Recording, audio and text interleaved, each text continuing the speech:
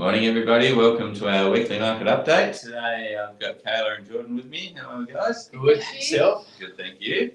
Lots and lots of activity happening at the moment in the market with both property management and sales. And we've had a trip to Launceston last week with our property managers taking home two of the most important 3 awards, and second in another one that is very rare for a small office to get into. So pretty great month and quarter for us for the last quarter of last year. So well done to our property management team, continuing to take on a lot of the larger offices with some of these awards. So well done.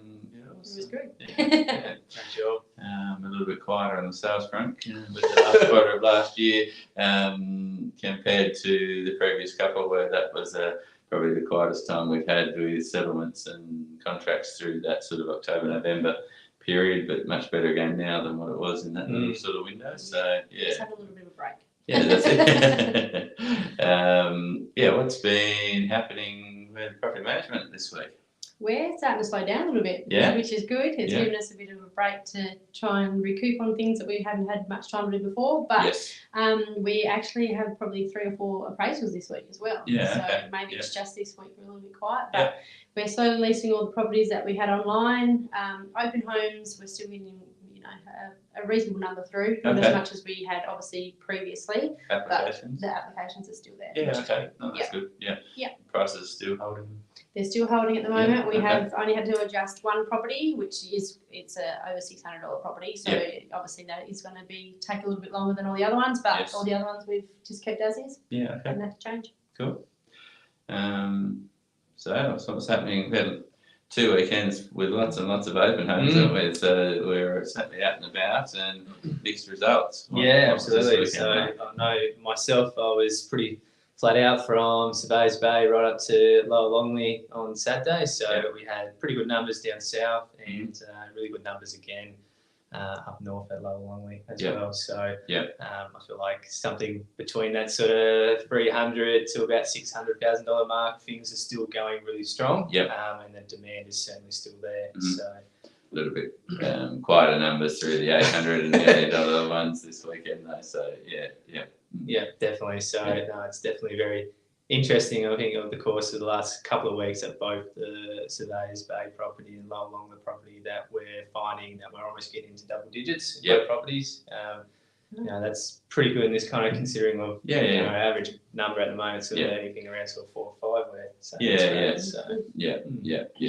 changed with it, and probably for the first time we've seen multiple weekends where some properties have had no one through, or 1 or 0 or 2, that sort of thing, where it's starting to change a little bit in that respect. So it's pretty much back to a normal market. If something is attractively priced and marketed, we're getting the numbers. If it's sort of fairly priced, then the numbers are probably not there unless it's attractively priced, I guess, is what we're starting to see as far as volume of attendees through. So it's been starting to get a pretty good picture of that with over the last month, I suppose, after that Christmas break, and now we've had a month or so of decent exposure. That there are buyers there, and there's a lot of eyeballs watching the market, but they're only prepared to get off the couch and come and have a look if something sort of is that feels like it's reasonable value. Let's go and look at that one, versus actually going,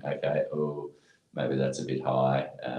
I'll just watch that one, and we won't need to go the open. We'll just see what happens over the next few months with it and that kind of thing. So absolutely, definitely spot on. It's definitely one that I'd definitely say, comparing reports to that, like you said, with the $800 property to a $600,000 property, the numbers are in the difference in the savings. I think numbers are up around sort of that $300-400 mark in property saves. So there's obviously that inquiry that is there, and people are literally sitting there and waiting. So being patient about it. And it's interesting. Like, you can look at that, but a simple one with as the interest rates go up, a lot of people can, let's say they can afford $600 a week on a mortgage.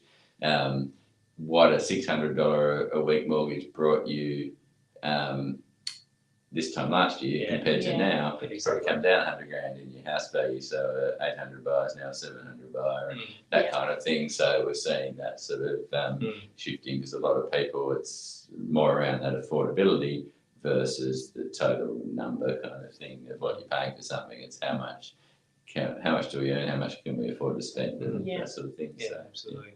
Yeah. Cool.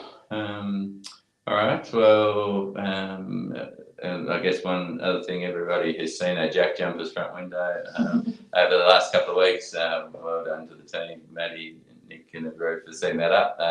Unfortunately, they didn't win last night, so we'll be taking that one down this week. But well done, Jack Jumpers, and thanks to the team for making the office look great for the last few days. So cool. We'll see you next week on the update. Everybody have a good week and enjoy the super hot weather coming at the end of the week and over the weekend. So.